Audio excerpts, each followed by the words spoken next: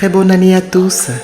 Nous venons de fêter Noël, fête de lumière, fête astrale, fête des récoltes à son origine, fête de la naissance de Jésus et pour beaucoup une fête de famille symbolisant le moment de fraternité, de générosité envers tous, surtout un moment de retrouvailles en famille et d'unité autour d'une seule valeur, l'amour.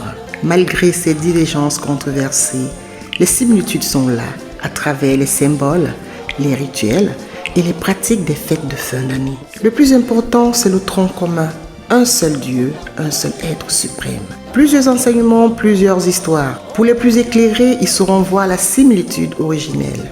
Des divergences, des doctrines qui racontent tout de même la même histoire à des dates différentes, qui gardent les mêmes rituels à des dates différentes et croient à des croyances qui gardent les mêmes similitudes, qui donnent un sens renforçant ainsi l'exactitude des faits, des déroulements, des histoires et manifestations divines, tous similaires.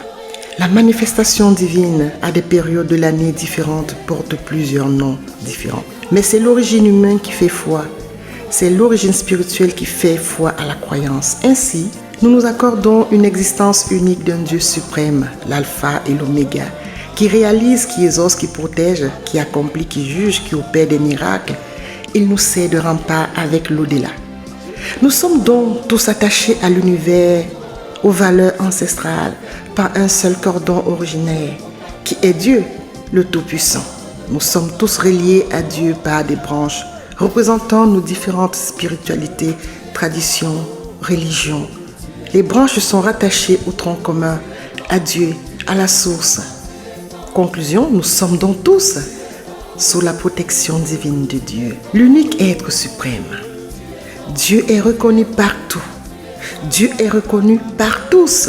Dieu est reconnu par tous les êtres humains à travers les différentes pratiques.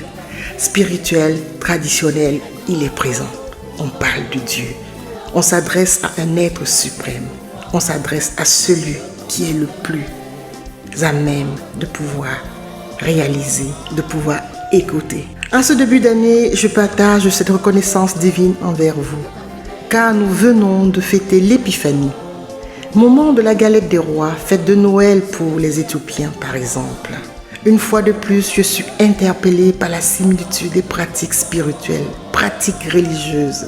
L'Épiphanie commémore la manifestation de Jésus enfant roi.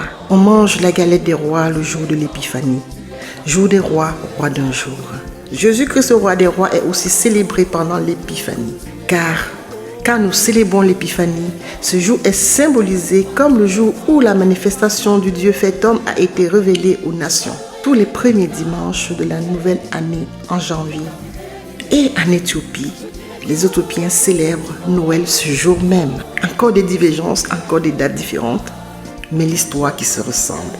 En Éthiopie, le premier dimanche de l'année janvier est célébré comme Noël, appelé Dina.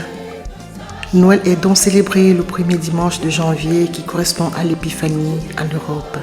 Galette des rois. Djena est le 29e jour du mois de Tassa dans le calendrier éthiopien. Nos origines humaines restent le socle de tout. Encore des similitudes. Il y en a tellement d'exemples. Soyez prudents dans les enseignements, soyez bénis. Et que cette année vous apporte les merveilles de tout ce que vous recherchez dans la spiritualité. On se dit à très bientôt. C'est Résiando, artiste polyvalente, event planner qui est là pour vous servir. Je vous envoie tout plein de cœur et tout plein de bisous. Bye bye bye. À bientôt. Ciao ciao.